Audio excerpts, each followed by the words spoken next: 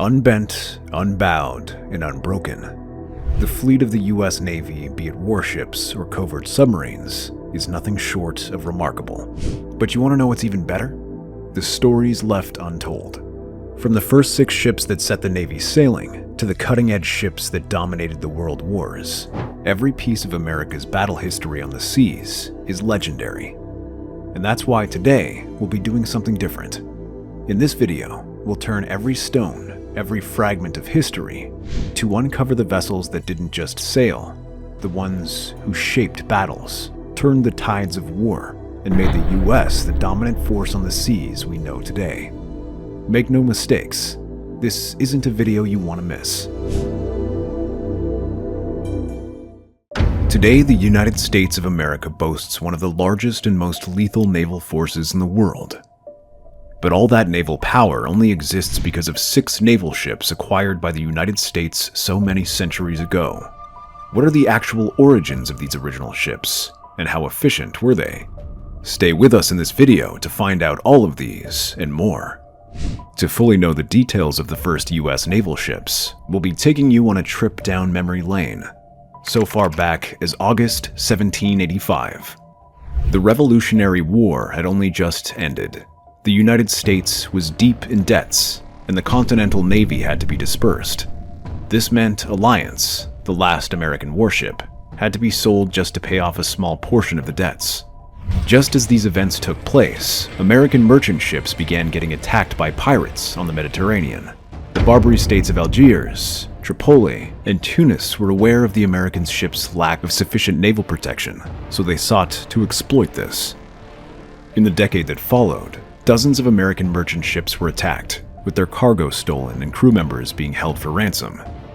After much deliberation, and by a very narrow margin, the House of Representatives voted to build a navy in January 1794. A couple of months later, President Washington approved the bill as the Naval Act of 1794, and a budget of $688,888.82 was given to the Navy to acquire 6 frigates, 4 to carry 44 guns each, and 2 to carry 36 guns each. The first of these ships was the USS United States, which was built in Philadelphia, launched in May 1797, and commissioned 2 months later. Originally named Frigate A, this ship was a wooden-hulled, 3-master heavy frigate designed by Joshua Humphreys to be the young Navy's capital ship. At the time of its commission, the United States was considerably larger and more heavily armored than virtually all other frigates. Apart from the size, however, what made this frigate truly special was Joshua Humphreys' unique approach to designing it. You see, at the time, many European states like Great Britain had well-established and renowned navy forces.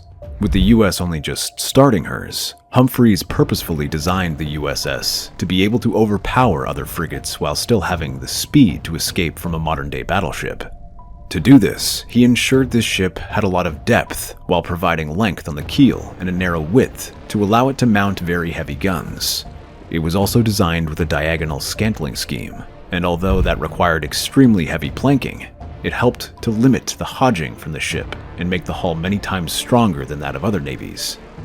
And the best part about the United States being so strongly designed? It allowed her to carry over 50 guns, despite her nominal rating being that of a 44-gun ship. From the very start of her service, this frigate carried 32 24-pounder 10.9 kilogram cannons, 22 42-pounder 19 kilogram carronades, and 1 18-pounder 8 kilogram long gun. The old wagon, as she was commonly called, was not a ship to be messed with. Between her launch in May 1797 and her abandonment in April 1861, the United States was used in the Quasi-War, decommissioned in 1801, and returned to service in 1809, after which she served in the War of 1812 against Britain.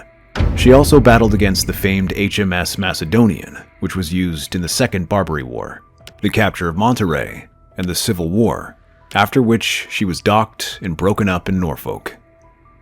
The second frigate is the USS Constellation, which launched in September 1797. Although it was a nominally rated 38-gun wooden-hulled 3-mast frigate, Joshua Humphreys designed it to be quite similar to the United States. It was built under the direction of Colonel David Stoddard at his naval shipyard in Baltimore. Constellation was built to mount very heavy guns, while also being able to reach high speed downwind and still be as efficient when close-hulled. While under construction, it was written by a visiting journalist that the Constellation was too much encumbered with woodwork within. However, she was still quite beautiful to the eyes, being made of evergreen oak and cedar wood. While the Constellation was originally specified as a 36-gun frigate in the Naval Act of 1794, her large dimension prompted Humphreys to re-rate her to 38s, and on most occasions, she was able to carry up to 48 guns. Like all her sister frigates, the number of guns Constellation carried varied based on the commanding officer's preferred armaments.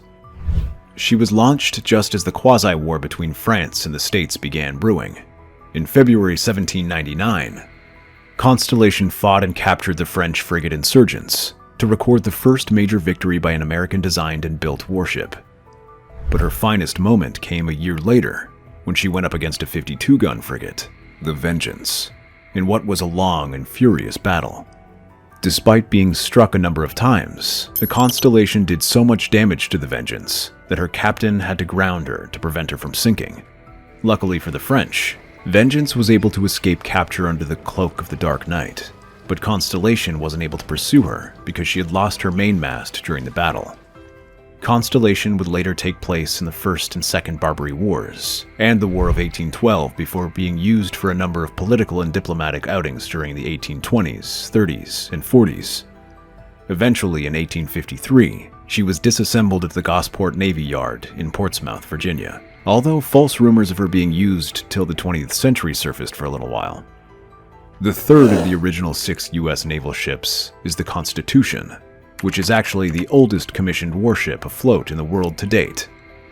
Despite being built in Boston under the supervision of Captain Samuel Nicholson, Master Shipwright Colonel George Claghorn, and Foreman Prince Athern, Constitution followed Joshua Humphrey's design for her already mentioned sister ships. One thing that stands Constitution out, though, is the impressive 21-inch thickness and the fact that she was built with a total of 60 acres of trees, mainly pine and oaks. Although she was rated as a 44-gun frigate, this ship carried more than 50 guns. For her most famous battle, the War of 1812, Constitution carried 30 long 24-pounder 11-kilogram cannons, 15 on each side of the gun deck, 22 30-pounder 15-kilogram carronade guns on the sword deck, and 4 chase guns, 2 each at the stern and bow. During this war against the United Kingdom, Constitution not only captured a lot of merchant ships, but also outrightly defeated 5 British warships, namely the HMS Guerriere, Java, Pictou, Cyane, and Levant. Her most iconic battle with the Guerriere earned her the nickname Old Ironsides, and is probably why she has never been used for scraps. Instead, after taking part in the Quasi and the First Barbary Wars, Constitution served as a flagship in the Mediterranean and African squadrons before touring the world in the 1840s. She also served as a training ship during the American Civil War before retiring in 1881. Constitution has since been renovated and restored on multiple occasions to serve as a receiving ship and a museum ship. She sailed in 1997 to celebrate her 200th birthday, and most recently in August 2012, on the 200th anniversary of her victory over the Guerriere. Today she is used for educational outreach, historical demonstrations, and public displays as part of the Naval History and Heritage Command. Next is the USS Chesapeake, which is the most dissimilar of all the 6 frigates for many reasons. Launched in December 1799, this ship was the only one of the 6 frigates that wasn't named by President George Washington, and is also the only frigate to be disowned by Humphreys. Chesapeake's master constructor Josiah Fox and Humphreys had disagreed on the design of the other frigates, so when Fox got to be in charge of constructing this 4th ship, he took it as a chance to alter the original designs of the ship. Instead of making a 44-gun ship as planned, Chesapeake was re-rated to 36 guns. Due to these differences, construction delays, and budget cuts, Chesapeake ended up having the smallest dimensions and being the second least expensive of the 6 frigates. For the entirety of her career, Chesapeake's gun rating was always a matter of confusion. Her nominal rating was stated as either 36 or 38 guns. She was once allocated the number of crewmen required for a 44-gun ship, and was sold as a 48-gun ship. Although Chesapeake took part in the Quasi-War and the First Barbary War, her most notable outing was the Chesapeake Leopard Affair, which led the War of 1812. It all went down in June 1807, when Chesapeake was fired upon by HMS Leopard of the Royal Navy, simply because her commanders refused to allow the British to search her for deserters.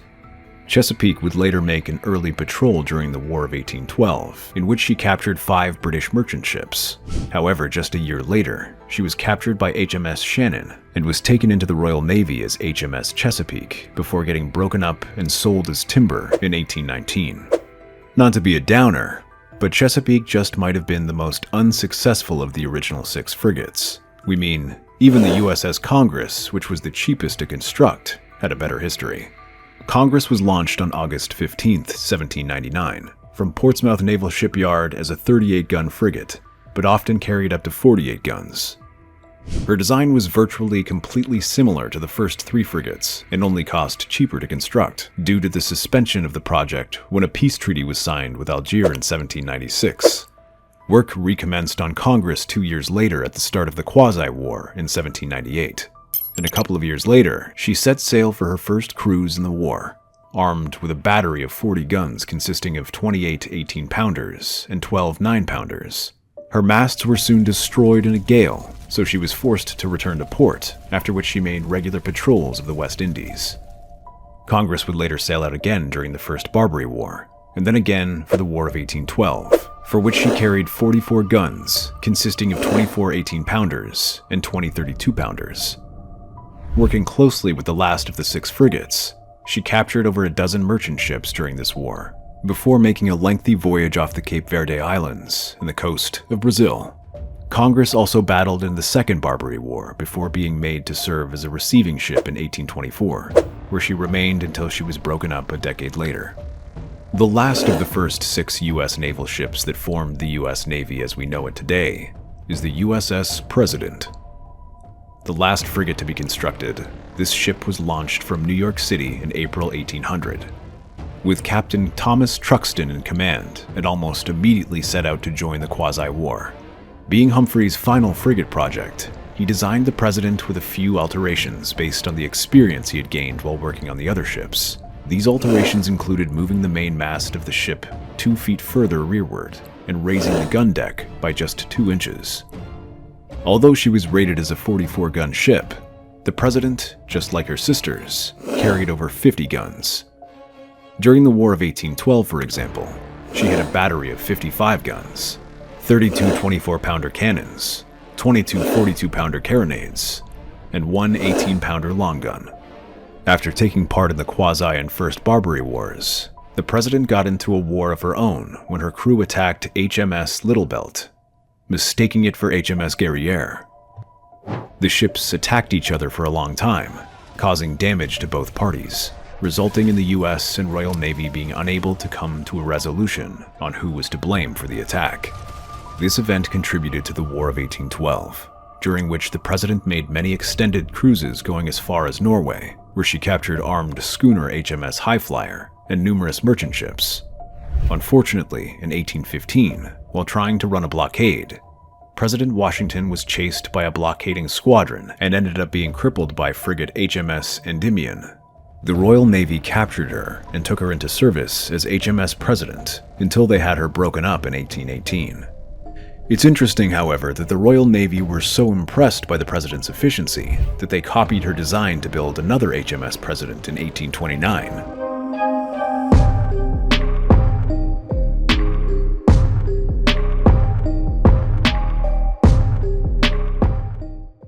The United States helped the Allies to victory during World War I, and a big part of this help was thanks to the lethal battleships used by the U.S. Navy. The first of these ships, and one of the most iconic of them, is the Florida-class battleship.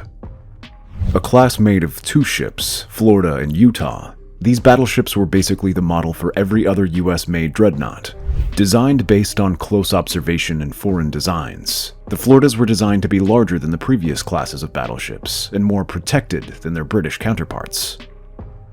Both Florida-class ships were about 510 feet long at the waterline, with a wide beam that allowed them to carry larger medium-caliber guns than previous models of battleships. While Florida was designed to have a larger bridge to accommodate the crew of 1,001 officers, one of the Utah's best features was its heavily armored fire control tower. Originally, both Florida-class battleships were propelled by 4 Shaft Parsons steam turbines before being replaced with 4 White Foster oil-fired boilers after the First World War. Both ships were intended to carry 8 14-inch 45 caliber guns, but had to settle for the more common 10 12-inch 45 caliber Mark V guns in 5 twin gun turrets, which could shoot 2 to 3 rounds per minute.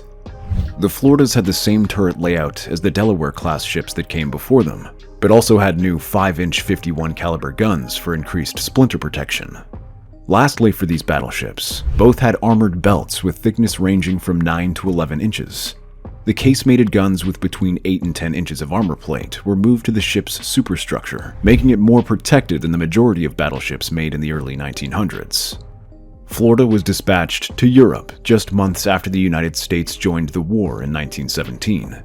She was assigned to the 6th Battle Squadron of the British Grand Fleet in the North Sea, and sailed there until the war ended, when she escorted President Woodrow Wilson on his trip to Europe to participate in the peace negotiations at Versailles. Florida continued to serve mostly for diplomatic trips around the Caribbean and South America, until being decommissioned in February 1931. Utah, on the other hand, wasn't part of the British Grand Fleet, but she also saw frontline duty in the war before being sent to Bantry Bay, Ireland, to base as a convoy escort ship on the approach to Europe in the ending months of the war. She would also be decommissioned and broken apart in 1931, just like her sister ship. But the role of the 2 Florida ships in World War I cannot be forgotten. The same can be said about these next ships, the O'Brien-class destroyers.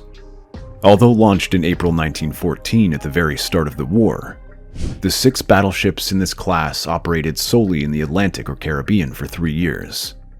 When the United States made her entrance into World War I in April 1917, however, all 6 were immediately sent to Queenstown, Ireland, for convoy duties. The 6 O'Brien battleships, namely O'Brien, Nicholson, Winslow, McDougall, Eckerson, and Cushing, are remembered for the countless passengers and crew they saved from ships that had been sunk by U-boats. In fact, Nicholson became the first U.S. Navy ship to sink a German U-boat when it sank the U-58 in November 1917. So yeah, these ships were used for a lot of rescuing missions, but they were more than capable of causing damage themselves. That explains why the O'Brien class was known as a 1,000-tonner, seeing they were the 3rd of the 5 classes of the U.S. destroyers with over 1,000 long tons displacement. Having overall length of 305 feet 5 inches, they were smaller than the Florida-class battleships. However, what they lacked in size, they definitely made up for in speed thanks to the unique increased torpedo size, which was a full 3 inches more than that of the preceding class's 18-inch torpedoes. They were also 2 direct drive steam turbines and geared ones for 15 knots cruising, which improved the speed of the O'Briens. All 6 destroyers except Cushing were equipped with supplemental triple expansion reciprocating engines for cruising. O'Brien, Nicholson, and Winslow had 2 each. McDougall and Erickson both had 1. Cushing, however, was equipped with a pair of geared steam turbines for cruising rather than the reciprocating engines. For every member of the class, the primary battery during the war consisted of 4-inch 50 Mark IX guns, which fired 33-pound armor-piercing projectiles at 880 meters per second, which was pretty impressive for destroyers of that era. Every member was also equipped with depth charges throughout their service during the war, although the U.S. Navy General Board requested that the O'Brien class be fitted with 2 anti-aircraft guns. The original models of these destroyers never had these weapons. After the war, all 6 ships were returned to the U.S. and decommissioned 3 years later, although Erickson and McDougall were recommissioned to serve in the United States Coast Guard in 1924. All 6 ships would eventually be sold for scrapping in the decade that followed.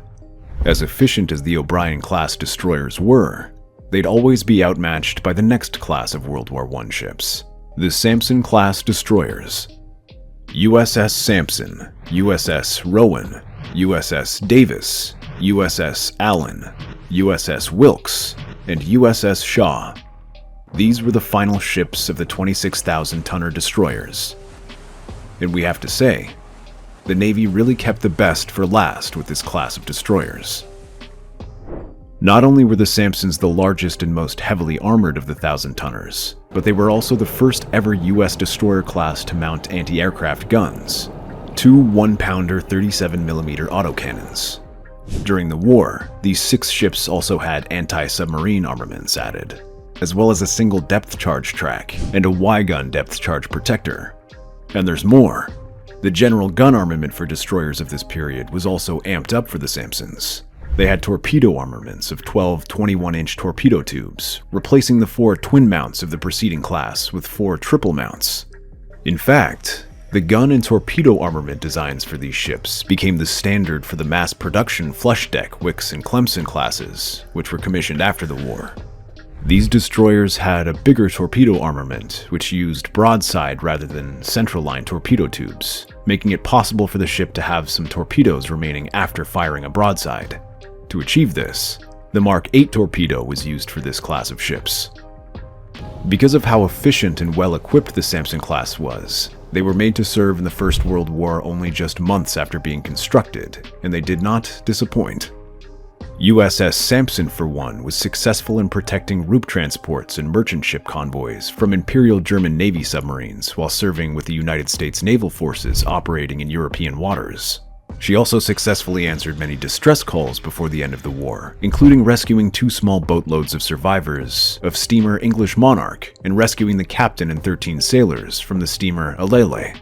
Her sister ships also recorded similar important outings at sea, like USS Davis getting involved in the open fire attack between the destroyers USS Paulding and USS Trippe, and German submarine HMS L2 in February 1918 in the Atlantic Ocean off the south coast of Ireland.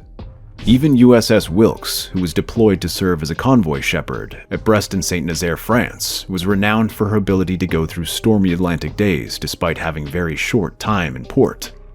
It's really no surprise that one of the 6, the USS Allen, was still able to serve in the Pearl Harbor Defensive Sea era through World War II, before being decommissioned at Philadelphia in October 1945. A conversation about the US Navy ships that were used during World War I won't be complete without mentioning the famous Caldwell-class destroyers.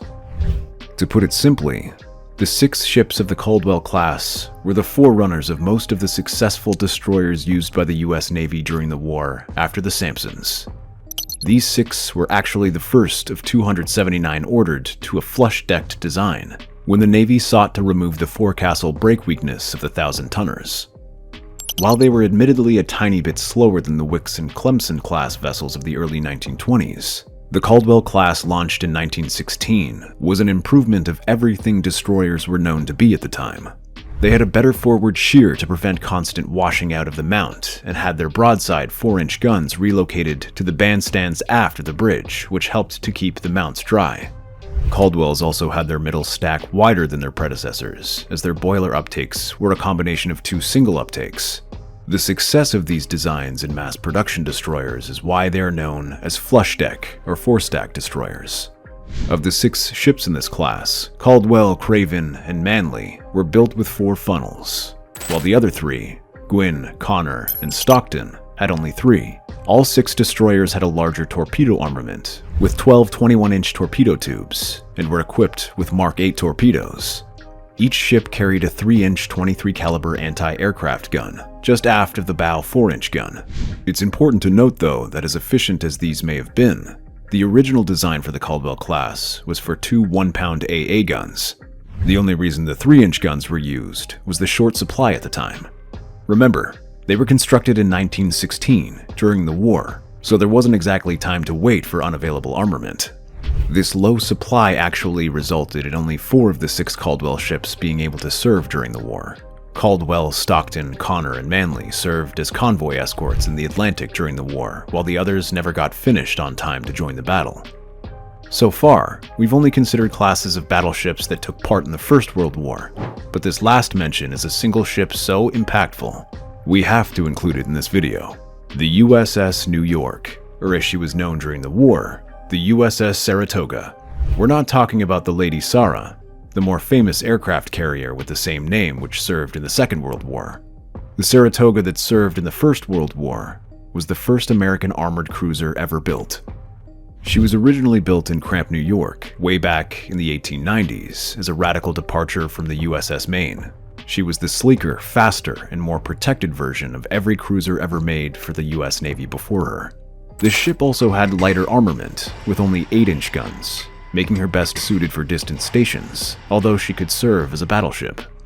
After taking an active part in the War of 1898, the Russo-Japanese War, and touring the world on numerous outings, New York was extensively renovated and refitted between 1905 and 1909. Her main guns and turrets were replaced with 4 more lethal 8-inch 45 caliber Mark VI guns in new Mark 12 turrets. Her side 8-inch guns and torpedo tubes were removed, as well as her secondary armament. The latter was replaced with 10 5-inch 50 caliber Mark VI guns and 8 3-inch 50 caliber guns. Even her turrets and barbettes were refitted to have improved Krupp-cemented armor.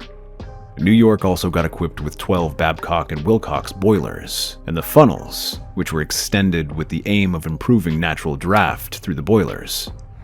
After getting this full-on makeover, it was only right that she was renamed to Saratoga in February 1911, after which she spent the next 5 years in the Far East and as part of the Pacific Reserve Fleet. When the US joined the World War in 1917, Saratoga was deployed with the Pacific Patrol Force to patrol the Mexican coast before later joining the Cruiser Force Atlantic Fleet. While in Mexico, Saratoga helped capture a merchantman transporting 32 German agents and several Americans seeking to avoid the draft law.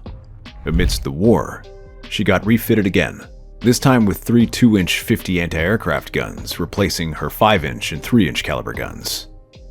If there ever was a ship deserving of the title Old But Gold, it was the USS Saratoga. After the war, she was renamed Rochester, the name under which she served until she was scuttled in 1941.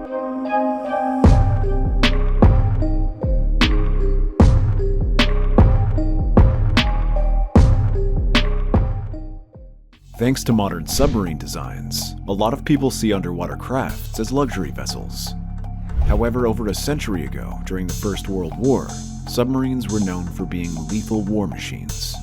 What submarines did the US Navy use during this time? Stay with us to find out this and much more. The first submarines that served during World War I were the Plunger-class subs. Also known as A-class submarines, these vessels were one of the earliest underwater crafts built for the US Navy, consisting of 7 crafts: Plunger, Adder, Grampus, Moccasin, Pike, Porpoise, and Shark. These submarines were never really battle machinery. In fact, they were originally built between 1900 and 1903 to serve as training and experimental vessels so the Navy could get used to using such crafts for battle. However, they were later stationed in the Philippines in 1911, where they served all through the First World War. In the design of these boats, the aim was to create an enlarged and improved version of the Holland, which was the US Navy's first submarine. To do this, a powerful 4-cylinder 160 bhp auto engine and an enlarged 66-cell battery, which was 24% more powerful than the ones installed on the Holland, were used. The ballasts and fuel tanks were located internally, and the plungers had very little superstructure topside, which made just enough room for an operator to stand upright. In fact, the design of these boats required the commanding officer to act not only as a helmsman, but also a diving plane operator. It's important to point out that this class of ships failed in many ways during both the builders' and Navy's trials. The gasoline engine had terrible ventilation, the main switchboard was wrongly situated, the depth gauge was inadequate, and worst of all, the poor superstructure and short conning tower made the plungers very flood-prone, even when the seas were calm. These defects were corrected to a large extent to make these submarines good enough to serve during the war, but there was still much advancement to be made, which is where the B-class submarines came in. Named Viper, Cuttlefish, and Tarantula, these were the last submarines designed directly by John Holland, and also the last US Navy submarines designed with a single axle-mounted propeller until the experimental USSR Albacore of 1953. With a surface range of 540 nautical miles, a submerged range of 12 nautical miles, complement of 10 officers and armament of 2 18-inch bow torpedo tubes, these vessels were the Navy's first attempt at building submarines with increased underwater speed. To achieve this, A streamlined rotating cap over the torpedo tube muzzle was added to eliminate drag caused by muzzle holes. And we have to say, they pretty much hit the jackpot with this innovation addition, as it'd be a constant feature for the majority of the submarines launched in the decade that followed. A small sail was also added to the subs in this class for extended surface runs. However, dismantling of this structure took too much time. And although that wasn't considered a liability at the time of construction, the Navy eventually found out, while using the B-class submarines on North Atlantic seas during the World War, that this feature was inadequate in unfavorable weather. Remember though, the United States only got involved in the First World War in 1917, meaning the Navy didn't discover this adverse weather flaw of the B-class submarines till over a decade later. Hence, many more models of submarines were made with the same feature, including the C-class submarines. Built between 1906 and 1909, the 5 crafts in this class were similar to their predecessors in a number of ways. The major differences, however, were related to size and engine machinery. Submarines Octopus, Stingray, Tarpon, Bonita, and Snapper were the first to be designed solely by Lawrence Spear, who sought to make them larger in size than earlier models. Hence, these vessels measured 32.11 meters by 4.24 meters, which is considerably larger than the 25.15 meters by 3.81 meters dimensions of the B-class and could occupy 15 persons.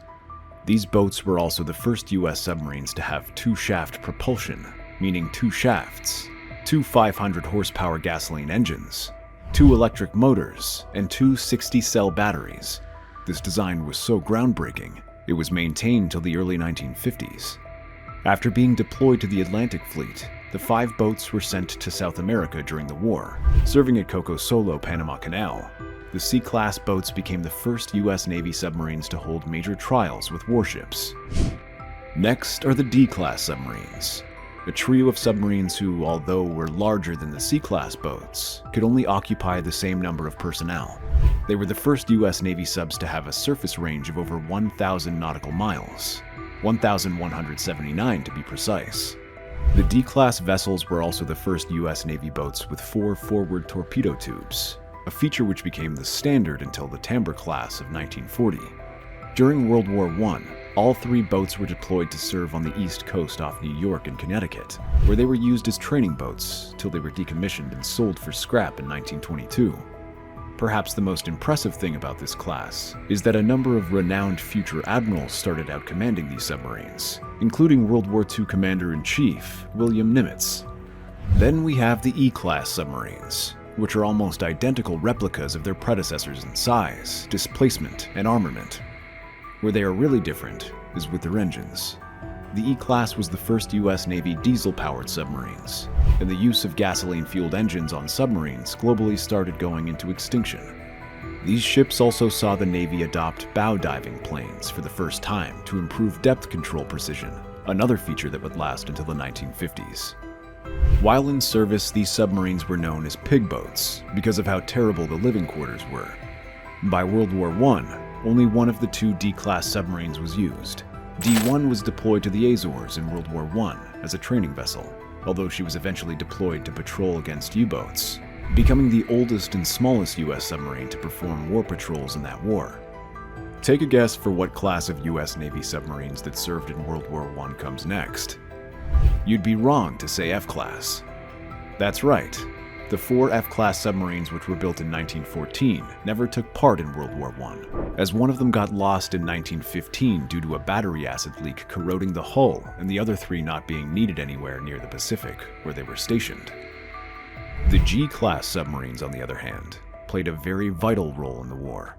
Much unlike aforementioned classes, the 4 vessels in this class had certain unique details in their designs.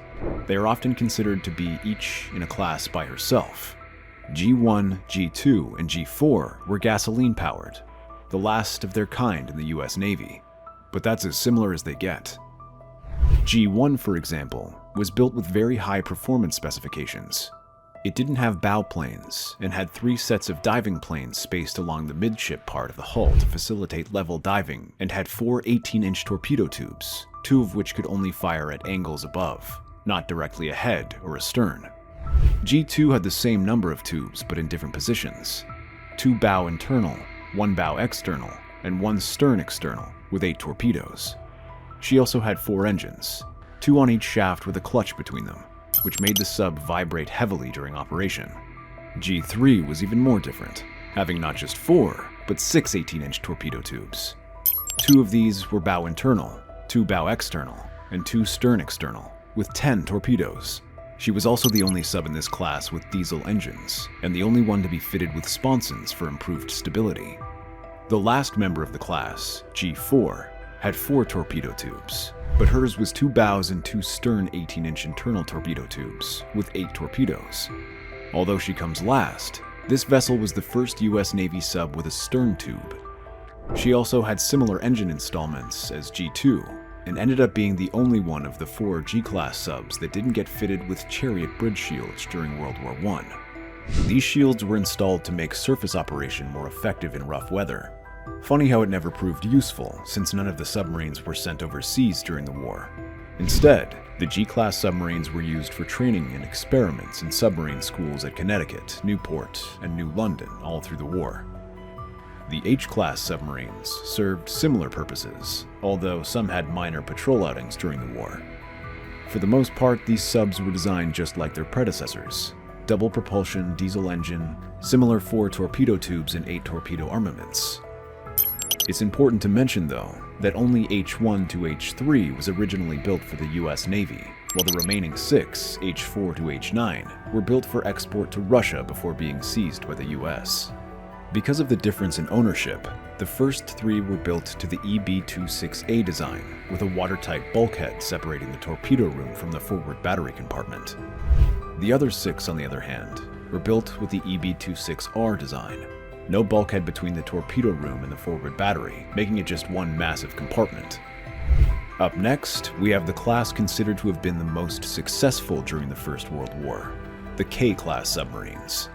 Consisting of 8 vessels, K1 to K8, these vessels had somewhat similar designs to the H-class. They, however, were slightly larger in size, making them able to meet the latest performance requirements at the time. These improvements include the removal of the watertight bulkheads that made the control room a separate space, and the surrounding of the conning tower with a streamlined fairwater. Only a few years after these vessels were constructed, K1, K2, K5, and K6 were deployed to the Azores as convoy escorts during World War I, while the remaining 4 were sent to Key West, Florida, for training and coastal security patrols. The 4 K-class boats in the Azores proved very efficient in service, whether they were patrolling or protecting convoys. The most modern submarines available to the US Navy by the time they entered the war were the 11 L-class subs. These vessels had slightly improved standard single-hull spindle-shaped twin-propeller axial rudder design. They were the first US Navy submarines in decades built without the rotating bow cap for the torpedo tube muzzle doors. Instead, they had individual faired-in shutter doors, which are common to date. L-classes also became the first US submarine classes to have a deck gun, a 3-inch 23 caliber partially retractable gun. This gun, however, proved more disappointing than innovative, as it was found to lack range, hitting power and, on some occasions, would retract back when fired, which could be fatal to the gun operating crew. Luckily, this design was only included in the Electric Boat Company designs.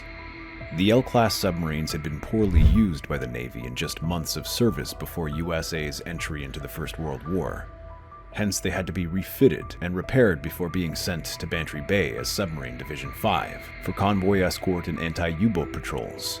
Disappointingly, though, they never sank any U-boat all through the war, which gave the Navy more to improve on for follow-on submarines. Guess what, though? L-class submarine successor, the USS M1, ended up being so disappointing, no other submarines of her class were built. Her double hull design, which was implemented to move most of the fuel and ballast tanks into the spaces between the outer and inner hulls, ended up being a failure. The submarine was too small for such a design, making the tankage space very tight and difficult to maintain. This resulted in a host of problems, including complicated venting and flooding. It's still a shame that this was the last submarine built for the US Navy during World War I.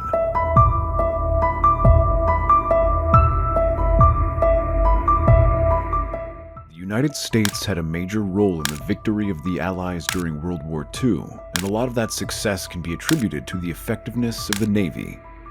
What warships did these war heroes use to defeat Hitler and the Axis of Powers? Stay with us to find out.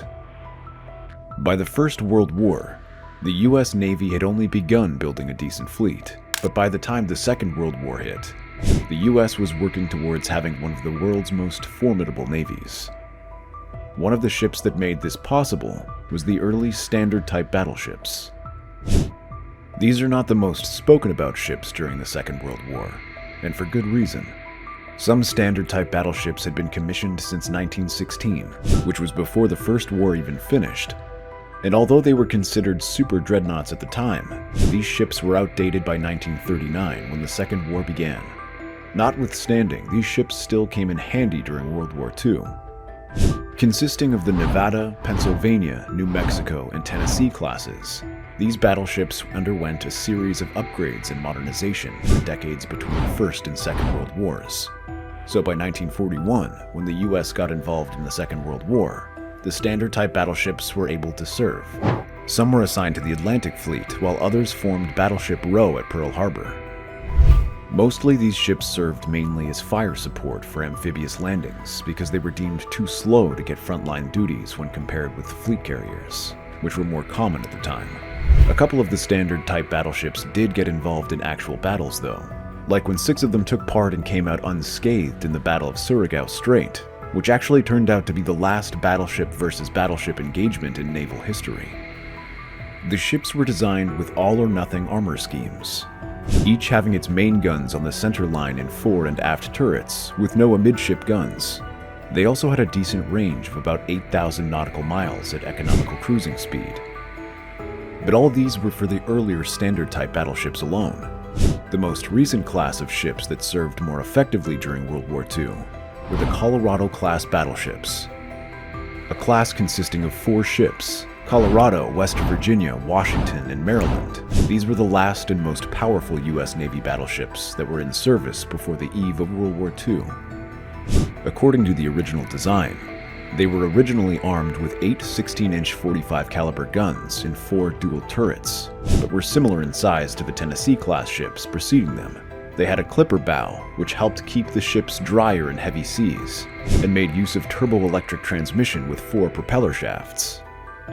By the beginning of World War II, however, the Colorados had undergone a lot of improvements as the US Navy decided to apply lessons learned by the British.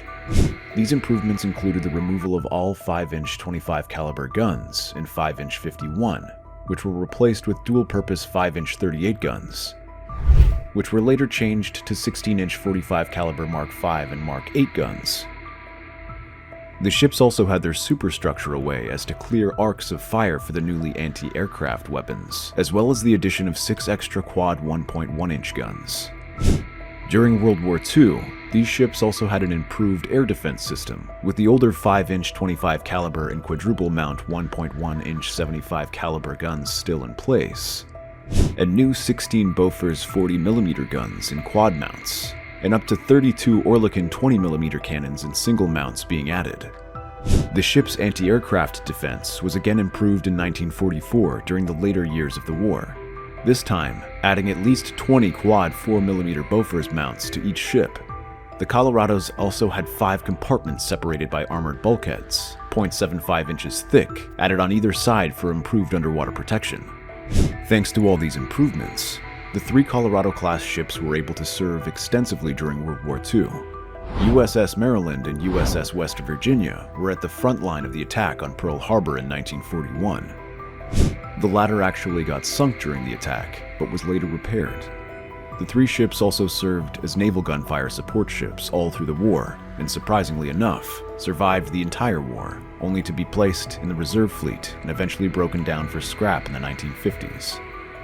These next classes of ships, however, were pretty much designed just for World War II, the North Carolina-class battleships. Built between 1937 and 1941, these ships are one of the most strategically constructed vessels the US Navy has ever had. Despite the class having just 2 ships, North Carolina and Washington, A minimum of 35 different designs were proposed before construction even began. Eventually, the design number 16 was chosen to be the base idea behind these ships. The result was a class of considerably large ships, with dimensions 217.456 meters by 33.017 meters, with a standard displacement of up to 36,600 long tons of room to occupy 2,339 persons. These vessels were designed with a bulbous bow on the hull, which had an unusual stern design to improve the flow conditions of the propellers. These ships also had better skeg arrangements than previous models, which improved the structural strength of the stern while providing additional structural continuity to the torpedo bulkheads. For the North Carolinas, their main armament included 9 16-inch 45 caliber Mark 6 guns and 25-inch 38 caliber Mark 12 guns, while their lighter armament had a range of numbers of 1.1-inch 75 caliber, 50 caliber machine guns, Bofors 44mm and Oerlikon 20mm. They also had turrets, which held 3 guns and a secondary battery of 10 Mark 28 Mod 0 enclosed base ring mounts, each supporting twin 5-inch 38 caliber Mark 12 guns. These secondary battery turned out to be successful. They became a staple for every major warship constructed over the next decade. And how about the electronics on these beauties? Both North Carolina and Washington had a Mark 27 microwave radar and a Mark III main armament radar for fire control and navigational optical rangefinders.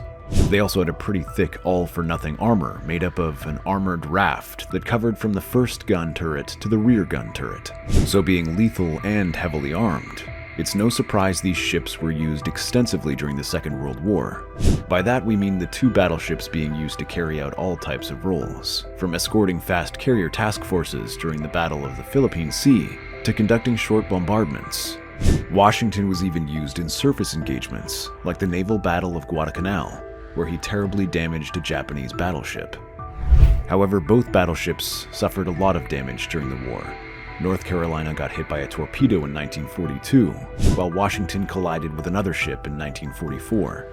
They'd later be repaired and kept in commission for a few years after the war, after which one was turned into a museum ship and the other broken down for parts.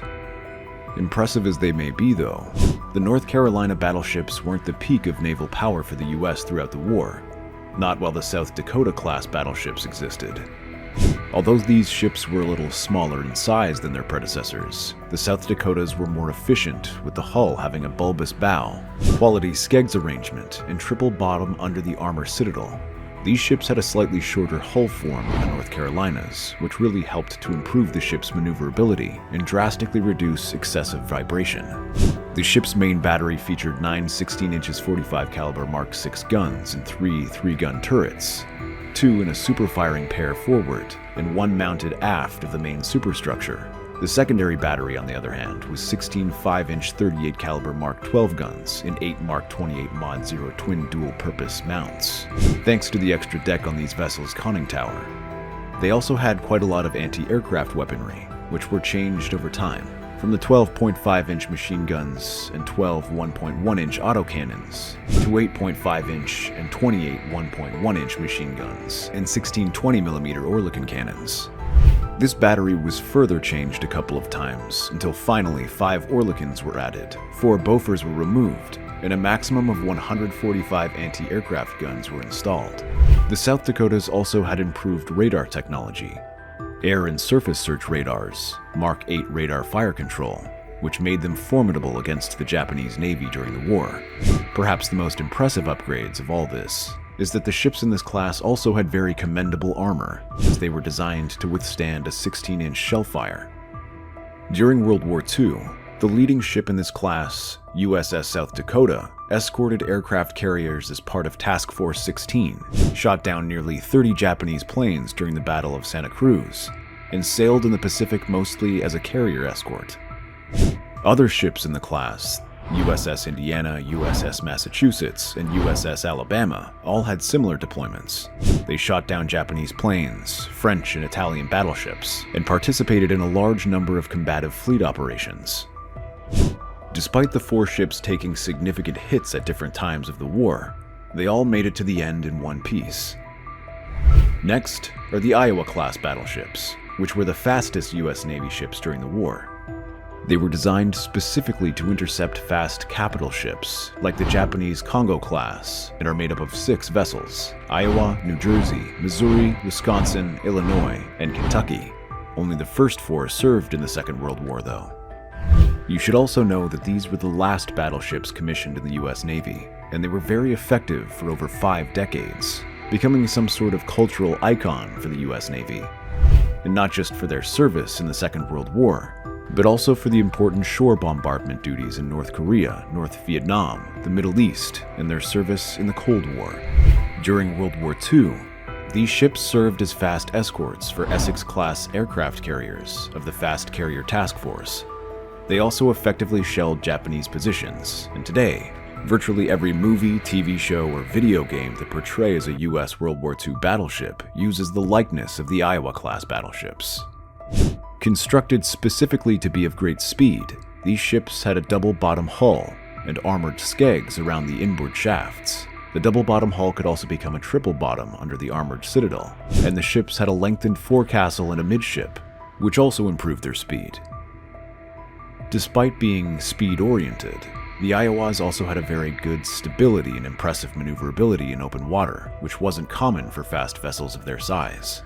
These beauties had 9 16-inch 50-caliber Mark VII naval guns, which fired both high-explosive and armor-piercing shells as their primary guns. They also carried 25-inch 38-caliber Mark XII guns in 10 Mark 28 Mod 2 enclosed base ring mounts. These secondary guns, which were originally meant to be carried by destroyers, but ended up being so effective with the Iowas that they were added to nearly every American vessel during the war. Perhaps the least impressive aspect of the Iowa ships was their anti-aircraft battery. At first, 20 quad 40mm AA gun mounts and 49 single 20mm mounts were used. At first, they only needed to be augmented with the Mk14 range sight and Mk51 fire control system for better accuracy. Soon after deployment, however, it was noted that these anti-aircraft guns needed to be more lethal, so the Oerlikon 20mm guns were introduced. These guns also proved ineffective against the Japanese kamikaze attacks during the later stages of the war, and later had to be replaced with the heavier Bofors 40mm AA guns. For armor, the Iowas had heavy protection against shell fire and bombs, and also underwater anti-torpedo protection. However, these ships didn't have their armor as effective as they should have been, because increasing the armor would reduce the ship's speed, which wasn't something the Navy was willing to sacrifice. All 4 Iowa battleships used in World War II also had SK air search radar and CG surface search radars on the main mast. These electronics were later switched with the SK2 air search radar and SG surface search radar, and many modifications were made in the years that followed as military sensor and radar technology improved around the world.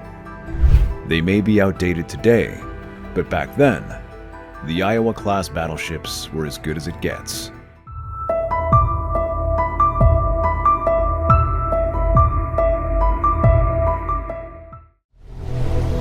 Silent Hunters of the Deep, World War II submarines. The US Navy had submarines by the First World War, but those during World War II were not only faster and more lethal, but also generally more effective and beneficial to the outcome of the war. What subs were the Silent Hunters of the Deep during those dark times, and what made them so special? Stay with us in this video to find out. The US Navy began building warfare submarines back as far as the 1900s. However, by the time World War II began in 1939, all of those subs had become outdated. They were too slow, had too little weaponry, and had less technology than those developed by the German and Japanese navies. So the US Navy literally had to launch construction and commission 3 different classes of submarines specifically for the Second World War. The only submarines which had been in service just months before the war began were the Tambour class. This class was made up of 12 vessels, 6 of which were put under the Gar subclass commissioned a couple of years after the original Tambours. They were the Navy's first fully successful fleet submarine after the AA-1 class in 1918. It took a lot of political maneuvering to get the designs for these subs approved, seeing as there was no immediate need for them at the time. But we bet the Navy and the powers that be were glad they launched the Tambour class when they did. Although these submarines were somewhat similar to the Sargo class, which preceded them, They were the first US submarines to have 6 bow torpedo tubes. Tambor-class subs also had improved streamlining to make them faster, and the negative tank design to make the submarine go underwater more quickly. For better combat efficiency, the vessels in this class had improved sonar operators, new periscope designs to make detection by enemies harder, and the torpedo data computer for better communication between crew members. During initial construction, the Tambors only had 3-inch 50 caliber gun decks. However, when the Second World War broke out, the armament was improved to 5-inch 51 caliber guns. This upgrade required strengthening of the supporting deck, so not every boat in the class got the new guns immediately. Others had to make do with 4-inch 50 caliber guns. Very much unlike World War I submarines, the Tambor class had provisions to substitute mines for torpedoes. That's right, each torpedo could be replaced with about 2 Mk-10 or Mk-12 mines. It's important to note, though, that the vessels were never permitted to carry the maximum capacity of 48 mines, even when on mine-laying missions, both during and after the war. These subs were also built to have a top speed of 21 knots, ranging of 11,000 nautical miles, and had a full diesel-electric propulsion plant engine, which proved to be one of the best submarine engines ever. For all the strengths of these submarines, they all had one major weakness. The 4 engines of the boat were fit in just one compartment. This made the submarines easy to be destroyed by enemy watercrafts, because just one torpedo blast on that compartment would render the sub useless. This weakness was heavily exploited during the war, although the Tambors had pretty successful outings at sea. 6 of them were deployed to Hawaiian waters, or the Central Pacific, while the others served in the United States. Of the 12 Tambor-class submarines, namely Tambor, Tautog, Thresher, Triton, Trout, Tuna, Gar, Grampus, Grayback, Grayling, Grenadier, and Gudgeon, 7 were sunk during the war, giving this class the highest percentage lost of any US submarine class. Despite this poor collective record, Submarine Tautog was able to stand out, as it is the US submarine with the highest number of enemy ships sunk during World War II, having sunk a total of 26 ships. Pretty impressive, right? Disappointingly, the successors of the Tambor-class submarines, the Mackerel class, only ever served as training and experimental vessels during the war. The next submarines that actually served in World War II were the Gatto class. Known to be the first mass-produced US submarine class of World War II, these boats were commissioned starting from November 1941, and by April 1944, 76 others had been commissioned, 20 of which ended up lost in the war. Despite the Gattos being built at 4 different locations, all of them, with the exception of USS Dorado, fought in the Pacific Theater of Operations. Some were later reassigned to Submarine Squadron 50, where they patrolled the Bay of Biscay in Rosneth, Scotland, and assisted Operation Torch landings in North Africa until 1942. Eventually, all the Gattos were called back and deployed to the front line of the battle against the Japanese Navy from mid to late 1942. And we have to say, these classes of submarines were as effective in the war as any other class of watercraft. Some major Gatto-class achievements in World War II include Albacore sinking the newest Japanese aircraft carrier Taiho, Kavala sinking the Japanese aircraft carrier Shokaku, Kobia sinking the ship carrying Japanese tank reinforcements, and USS Finback being used to recover downed pilot LTJG and future President of the United States, George H.W. Bush, after his torpedo bomber was damaged. And there's more. Gatto-class USS Flasher was the second highest scoring US vessel of the war. Silverside sunk 23 ships, which was the 3rd most of any Allied World War II submarine, behind only the USS Tang and the USS Tautog. And the USS Rasher sank the 3rd or 2nd most tonnage during the war on her 8 patrols in the Pacific. It's fair to say the Gatto class was very successful overall, thanks to their design. These vessels had a lot of similar features to the Tambor and Gar class ships, but were built to have better diving depth and did not have Tambor's weakness of one-compartment engines. Instead, an extra 5 feet in length was added to allow addition of a watertight bulkhead for 2 engine rooms, with 2 diesel generators in each room. Inevitably, the significantly massive size of these boats made them slower divers than their German and British counterparts. But what they lacked in speed, the Gattos made up for in weaponry and range, as they had enough fuel bunkerage to provide the range necessary for 75-day patrols from Hawaii to Japan and back. They also had the negative tank design for faster submerging, and were equipped with so much crew comfort it was considered luxury during the war. Showers, air conditioning, refrigerated storage for food, abundant freshwater distilling units, clothes washers, and bunk beds were all fitted into the submarines from the start of the war. The air conditioning particularly played a major role in the health and efficiency of the crew, as it was designed to counter the harsh temperature of any region the subs were deployed to. During the early years of World War II, the Gatto class operated primarily with steam-powered Mark 14 torpedoes. Electric Mark 18 torpedoes were added later on, due to the many flaws of the Mark 14s. However, the Navy only created the Mark 18s as a hastily copied version of captured German G7s, so they also ended up having faults which had to be modified and corrected multiple times. The main armament made use of were the 4-inch 50 caliber Mk9 guns removed from old S-class submarines. These guns were later replaced by 5-inch 25 caliber Mk17 guns, although some of the Gatto-class submarines got to keep both. They also had anti-aircraft guns, like the single 40mm Bofors and twin 20mm Oerlikon mounts, as well as provisions to substitute mines in place of torpedoes like their predecessors.